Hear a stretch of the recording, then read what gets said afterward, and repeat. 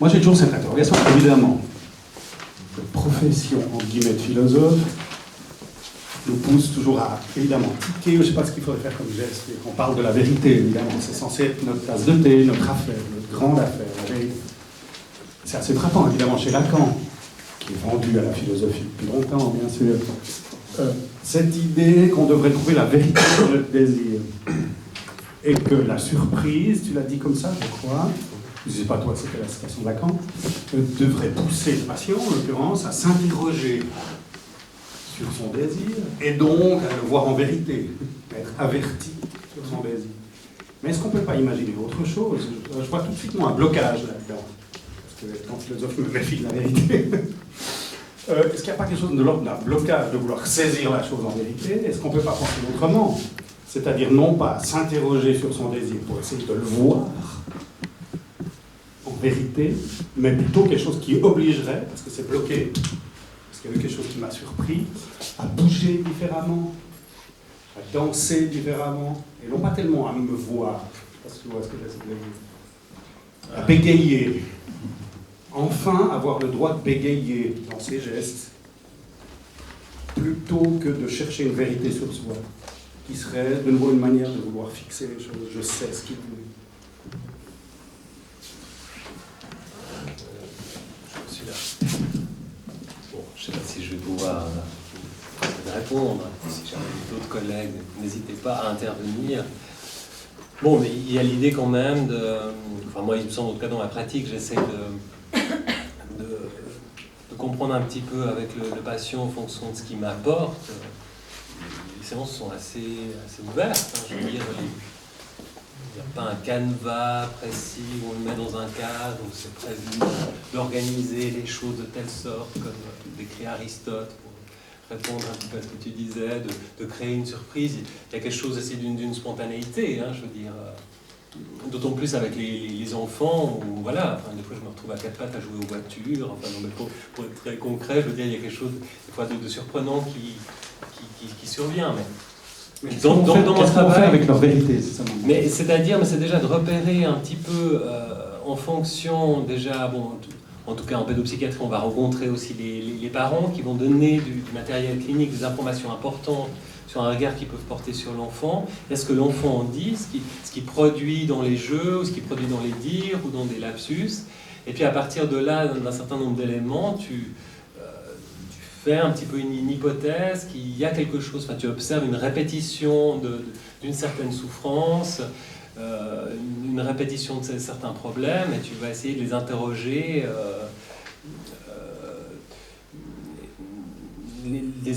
donc tu vas essayer d'aller au plus près de la vérité du patient. Enfin, et bien sûr que si tu prends un autre analyse, peut-être qu'il prendra les choses sous un autre angle, c'est pas qu'il y ait une vérité inscrite dans le marbre, les choses peuvent changer.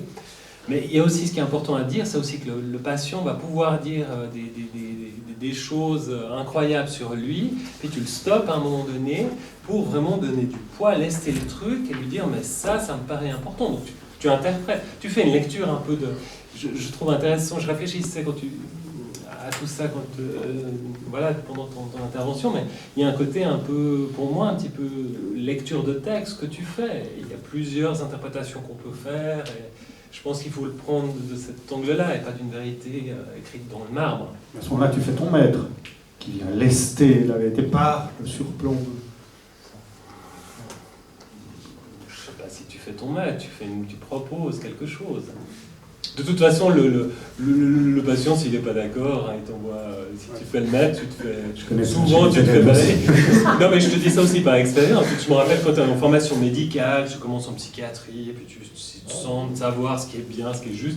Puis les patients, ils ont vite fait t'envoyer bouler. Hein, donc, vaut mieux être un peu rond, mais voilà.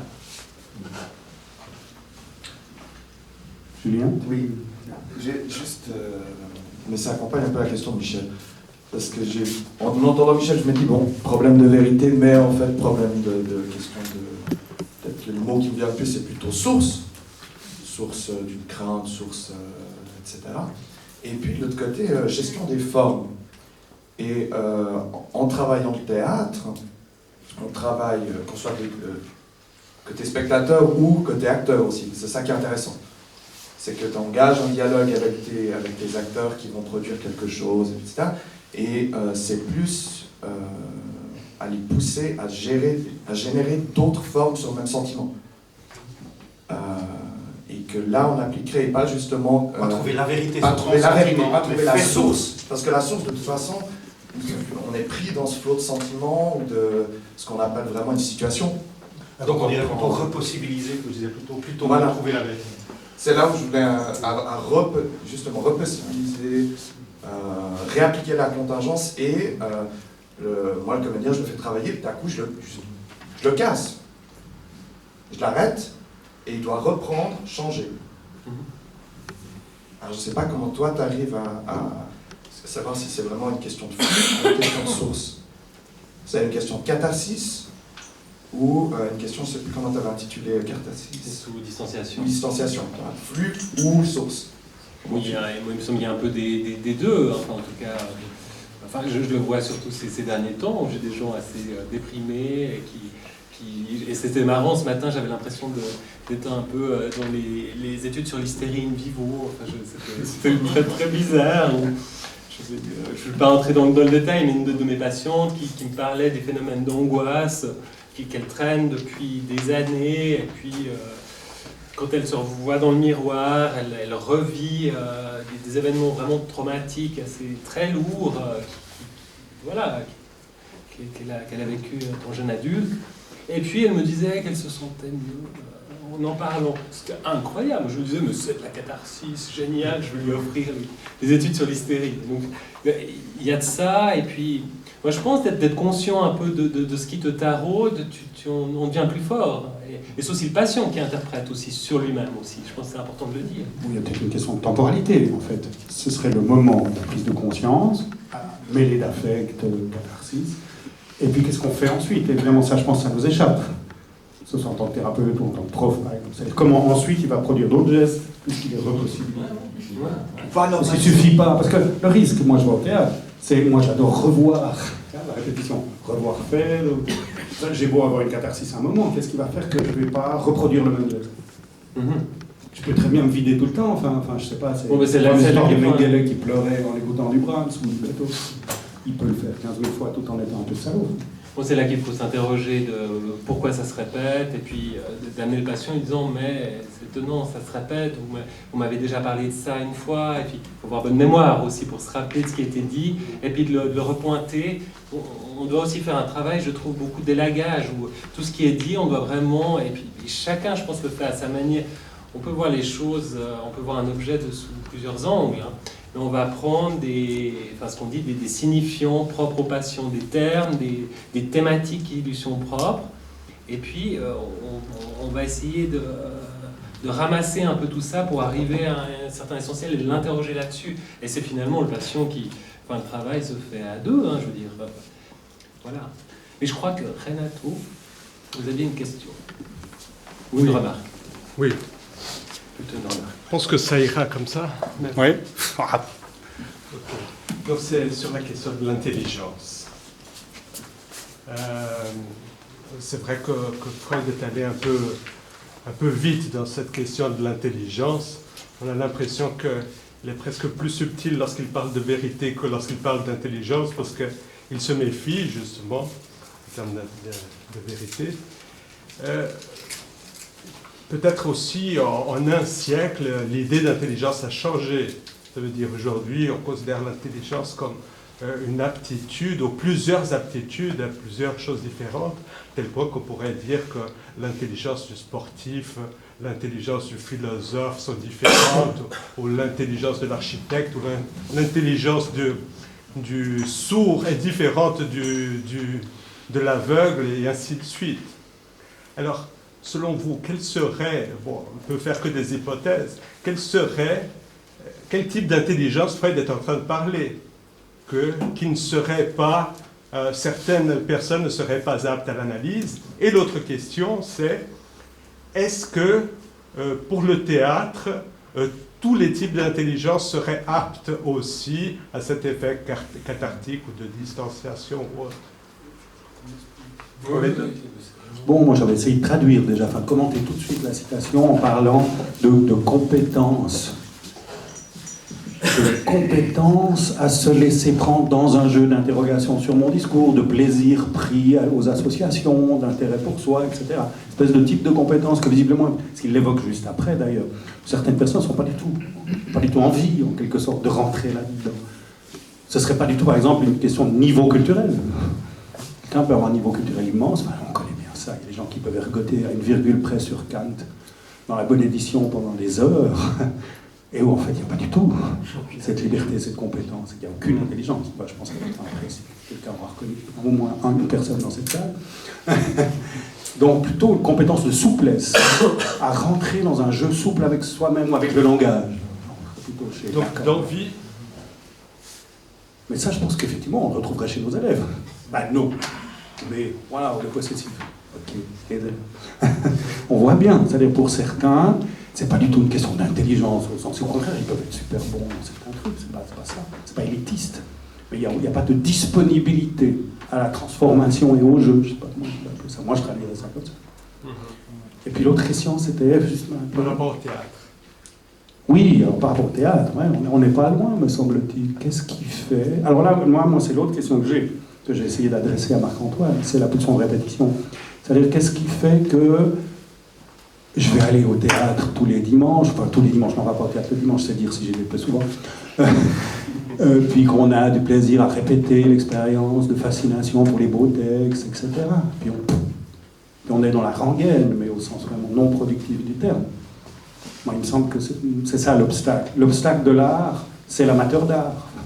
C'est celui dans lequel qui est simplement une espèce de répétition sympathique de ses affects. Donc à ce moment-là, quand est-ce qu'on a la chance de présenter une œuvre, et comment on la présente aussi, parce qu'il faudrait voir l'intelligence de celui qui la présente, de telle manière à ce qu'elle soit, j'ai envie de dire, prime sautière. Oui, c'est-à-dire encore dans le saut, à la Merleau-Ponty, dans le saut de sa création, dans la fraîcheur du risque qu'elle prend en se présentant. Et donc que pour le spectateur, il y ait aussi un risque à venir voir une pièce. Et pas juste je vais à Vidi ou à Clébervélo, parce que c'est un bon metteur en scène, ça le connaît tous. Là, on serait dans quelque chose lors d'une répétition mortifère, pour le coup, il me semble. Je ne sais pas si ça répond, mais... Je sais pas si... Il y avait Maxime et puis Christophe. Plein de questions. Je ne sais pas si c'est une question, une suggestion, on va voir comment ça finit. J'ai bien aimé quand tu as parlé au début des questions d'attente. Parce que, et dans le texte, c'est doxa. Contre l'attente, c'est pas la peine doxa. Et après, j'étais un peu plus intrigué par le fait que tu ranges Aristote du côté de Freud. Enfin, je sais pas, j'étais un peu surpris parce que moi, je l'aurais mis du côté de Brecht pour une raison très simple. C'est que ceux qui représentent les attentes, il y a quelqu'un qui représente les attentes, qui justement passe par la pitié vis-à-vis du personnage. Généralement, la terre au début, c'est le cœur. Et du coup, on n'est pas dans un modèle binaire d'identification à un personnage, mais il y a une identification à un spectateur, un représentant du public sur la scène. Et du coup, on a un modèle qui n'est pas simplement celui d'un face-à-face, mais que celui d'un regard par procuration sur quelque chose. Et je crois qu'au niveau de... Tu montres une opinion, tu montres un automatisme d'opinion en train d'être eu, et du coup, en train de passer à complètement autre chose, parce qu'en fait, justement, ce qui se passe sur scène déjoue les attentes.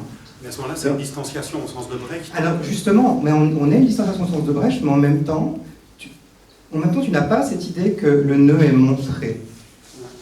Pas forcément, parce que tu passes aussi, en même temps, tu rentres directement dans le regard du cœur. Donc, si tu as vu une identification forte au cœur, tu as un modèle qui est un peu plus mixte, en quelque sorte. Tu n'as pas forcément une distanciation par rapport à ce cœur. Ça dépendra des tragédies, il faudrait voir.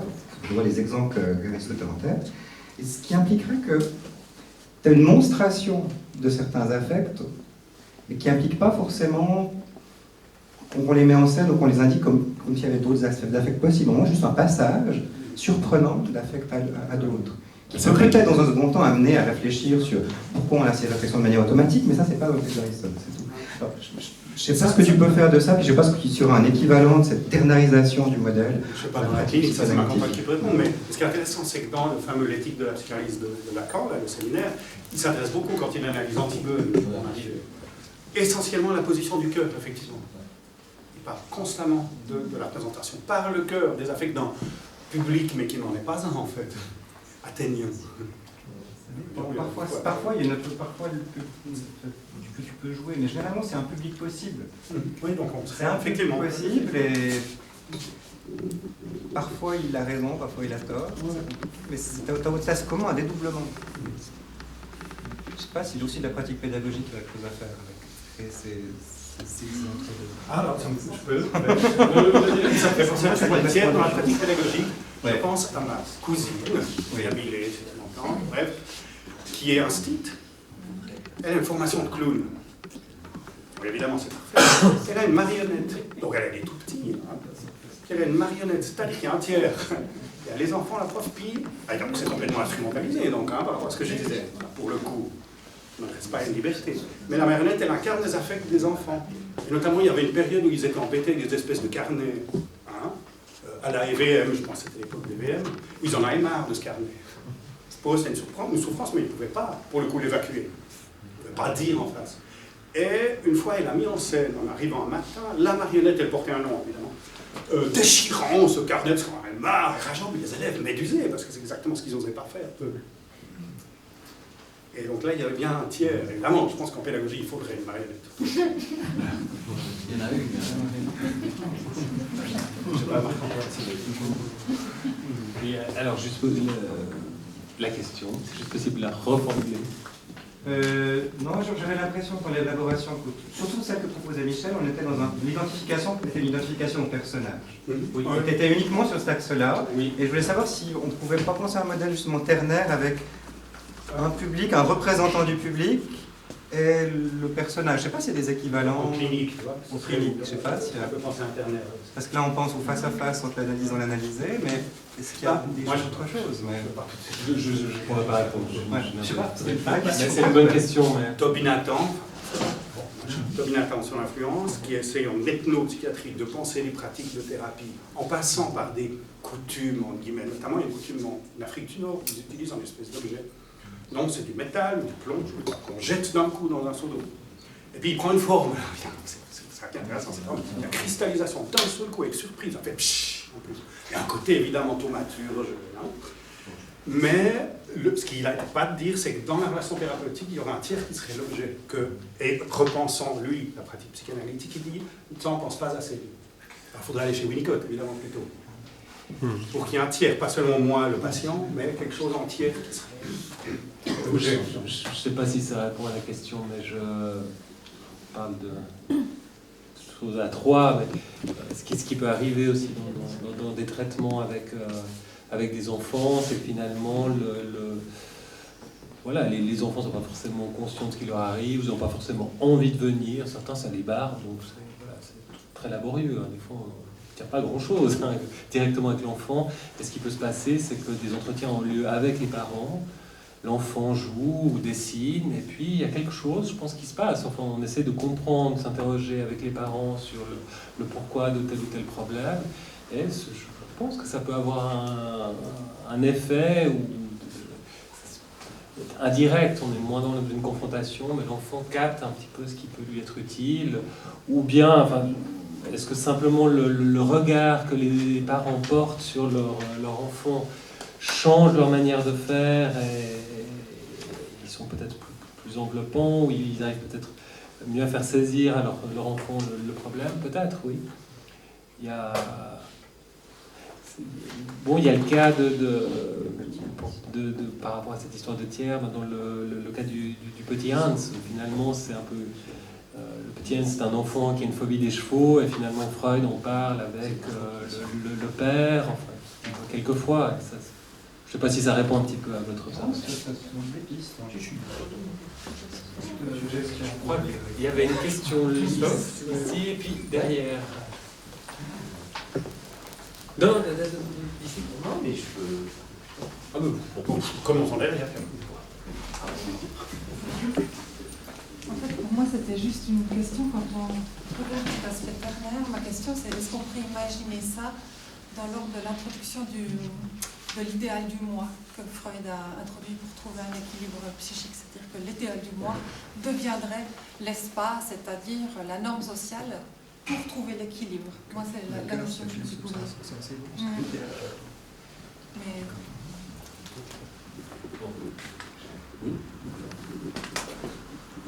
C'est une remarque, c'était une remarque. C'était une question. Question A. Oh, est-ce que tu approuves? Ah non, c'est ça.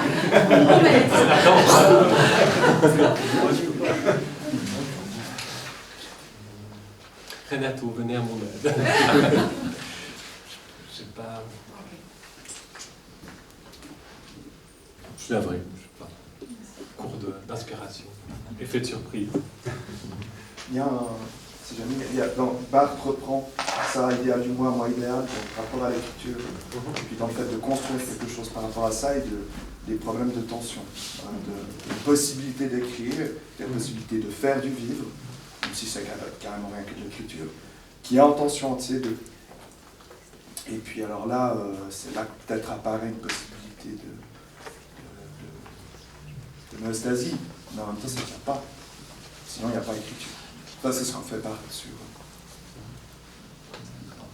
Donc, il me semble que la question qui est posée pourrait recevoir une bonne réponse dans les examens médicaux du malade imaginaire, à savoir saigner-purger. Et saigner-purger reste la réponse clé d'une examination complexe, qui est l'accession du malade à la santé, et aussi au profit d'une certaine manière, puisqu'il va pouvoir s'auto-facturer ses soins. Et ce modèle en fait de guérison qui est proposé par la comédie, qui doit être pris évidemment avec le grain de sel nécessaire, on trouve bien l'opposition. Saigner, c'est la tragédie. La tragédie est de l'ordre du sacrifice. Et le personnage est sacrifié pour le bénéfice des autres. C'est-à-dire que j'imagine une mini-tragédie d'Aristote à l'instant. Imaginez un multiculturaliste mitraillé sur une terrasse. Voilà, merci Michel de rigoler. Voilà, c'est une micro-tragédie d'Aristote. On voit un multiculturaliste, il est mitraillé sur une terrasse. C'est exactement la Tuquet qui va poser la question de savoir dans quelle mesure c'est lié à son désir. La statue de Métis que j'évoquais. Ah oui, c'est la statue de Métis. Et à ce moment-là, on trouve quelque chose qui est de l'ordre du saignement. Le cœur pourrait être constitué de secouristes, de pompiers, de policiers, enfin tout ça. Le cœur de la société viendrait au secours d'un personnage qui aurait été interrogé sur son désir par la contingence. Mais le problème, c'est que ça peut édifier que des tiers. Lui est en dehors de la vérité qu'il est. Et quand Antigone apparaît, de manière très surprenante, elle dit qu'elle a envie de se marier. Alors Goethe demandait qu'un philologue débarrasse le texte de cette incongrue expression du désir. Elle fait tout pour se faire tuer, et finalement elle vient dire que c'est quand même dommage de ne pas se marier, et qu'elle ne connaîtra pas les joies du mariage. Et personne ne comprend rien. Mais c'est justement ça qui est intéressant, c'est qu'il naît quelque chose qui n'a un rapport avec rien, et qui est sans doute la vérité d'Antigone. Et ce lien me semble déjà préparer l'autre position, c'est-à-dire la purge. Mais pour moi, la vérité analytique, telle que j'ai pu la vivre, c'est qu'on n'a pas du tout besoin d'un tiers. C'est une relation duale avec l'analyste. Et au fond, à un moment donné, la vérité apparaît, on la rencontre, et elle n'est pas là pour purger un tiers. Elle est extrêmement directe. Et la purgation telle qu'elle est mise en scène par le théâtre, elle suppose le spectateur, alors que l'analyse, pour moi, elle ne le suppose pas. Elle reste intime. Et le désir averti, il est secret. Personne ne saura jamais ce qu'on a appris dans l'analyse, peut-être l'analyse même pas d'ailleurs en partie. Sauf si on fait la passe et qu'on a... Oui, mais je ne parle pas d'une analyse didactique, je parle vraiment de quelque chose qui serait, au fond, lié à l'esprit d'escalier. C'est peut-être en redescendant que l'après-coup de la séance analytique me fait voir la vérité de mon désir dans toute son ampleur. Et je ne suis pas même sûr que je vais en faire part à l'analyste dans ce que j'en ai vu, ou de manière partielle. Donc on se trouve devant un dispositif qui est quand même terriblement plus efficace que la tragédie. Aussi parce que d'une certaine manière, il est asocial. Moi j'aimerais répondre, mais...